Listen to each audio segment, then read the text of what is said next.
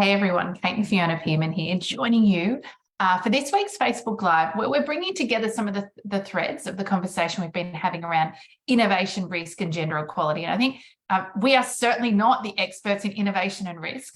We were curious, though, from all our work in women in leadership and in the gender equality space around the conversations we have with clients. And the transformations that our clients experience in acts of confidence and the ripple effect that has on behaviours and then ultimately outcomes in the context of innovation and risk in organisations. And I think it's been really interesting as we've dug into, obviously what it takes to create innovation and to create healthy relationships with risk and risk-aware cultures versus risk-aware cultures. As we've dug into that, as we've dug into the roadblocks to those, we've seen quite a lot of dots join connections of the transformations and the changes that our clients go through and the things they start doing and the things that they start doing differently, and the hypothesis of the ripple effect that has down on these two really important aspects or outcomes for organisations being innovation and risk. Yes, there's been some lovely pieces revealed around what it takes to be truly innovative, to be a culture that, where innovation is celebrated, it's encouraged, it's okay, we're learning as we go, we're making small experiments, we might fail at something, but what have we learned as a result of that? And, this moving from a risk averse to a risk aware culture. These sorts of things we know are fundamental to being able to meet the challenges, the ambiguity, the complexity of the modern work world. And our curiosity was sparked by, well, where's the place of the work we do in all of this? And I think, Kate, one of the things we talk a lot about and we see with a lot of our clients is it's not that they don't know what to do or what to contribute. It's just that a whole lot of things are holding them back from doing that.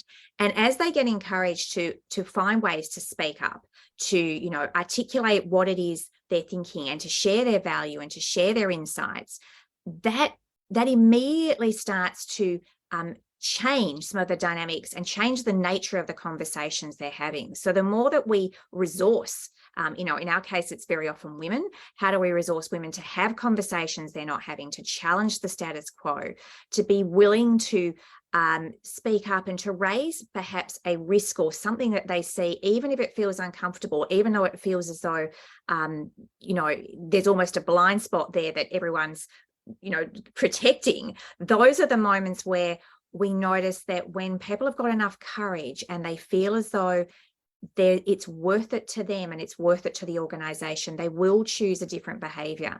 And that's really exciting because in those instances, that's where we start to create these cultures that mean we're capable of fostering innovation, of having a healthy approach to risk.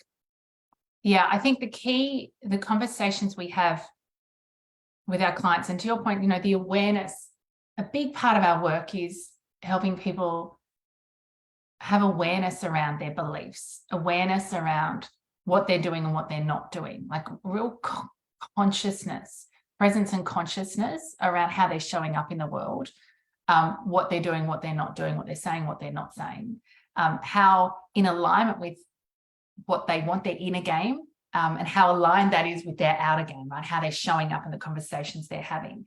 And I think that manifests itself in conversations around speaking up, around articulating their value, around challenging the status quo. It manifests in conversations around their relationship with fear and failure. And, how are they using fear as a signal, or where is fear stopping them from seeking opportunities or from suggesting ideas, and having consciousness around the choices they're making. And inherently, when we bring consciousness and awareness to something, immediately we start to go, oh, why am I doing this? And does that make sense? And does that make sense going forward for me? Is this in service of me and the organisation, and the goals that I have and the goals the organisation has? And so this awareness and this conscious raising around, particularly active confidence, number 2, articulate and share your value. Active confidence, number 5, fall down and get back up again, resilience, failure, and fear. And of course, number 4, which is around asking for help. And this one has quite a strong linking effect with collaboration, right? Our ability to collaborate, our ability to recognize I have a piece to contribute, but I don't have the whole thing to contribute. Is those conversations, those reflections, the awareness raising or the consciousness raising that we have there. And then the shifts that come behaviorally by virtue of the awareness and how that transforms down into what we'd see as leadership capabilities, right? That present itself in the workplace, which is speaking up, which is challenging the status quo, which is collaborating. It's these behaviors that transform into leadership capabilities that ultimately have this flow-on effect to outcomes in organizations. And of course, 2 of those are innovation and risk. It's so often that we work with people who are talented. They know their stuff. They have a lot of opinions. They have insights. And yet, for whatever reason, right now, it does not feel possible, or they don't feel as though they have permission, or there's a whole lot of stuff that goes on. We call these roadblocks. There's a whole lot of, and they're very often internal barriers. They're very often things that I believe about myself, or I believe about this situation or this circumstance. That means that even though I can see a different opinion, or I could challenge something here, or I could raise something that perhaps is going to go wrong and flag it early, if I don't feel safe enough, or if I don't feel I have the tools or the mindset in which to hold myself through what could be a bit uncomfortable and a bit difficult, I will tend to contract and not engage in those particular behaviors. And I'll miss out very often, but also the collective, the business, the team, the project will miss out as well. And what we're really interested in is supporting organizations to support their people so that they can do something different, and also to foster this sense, this culture where it's okay. We don't have to get everything perfect. We don't have to, dot every I and every T in every circumstance. It's okay to experiment. It's okay to fail. The more that we foster and support individuals to do that, the more we do create a culture where we are now able to say that innovation and having a healthy approach to risk, that risk awareness, is what we prioritize, not some of the things that have in the past been the things that have held us back or have meant that we wouldn't do what was necessary.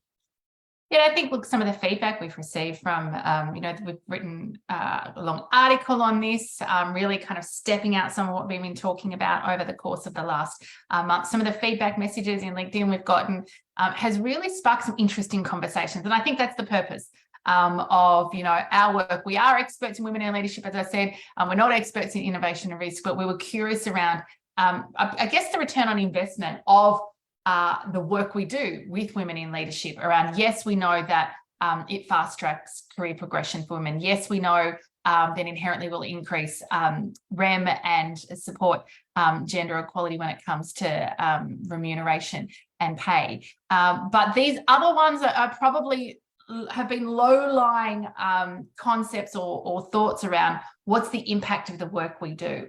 And so if you're interested in exploring this in your organisation, our work, women in leadership, the impact it has, of course, on progression and on pay equity, but equally on this conversation around innovation risk, we'd absolutely love to talk with you. And we've got a great PDF asset that's coming out soon, which summarises some of our thinking. So if you'd like to dig in a little bit more, please get in touch, and we'd love to talk with you.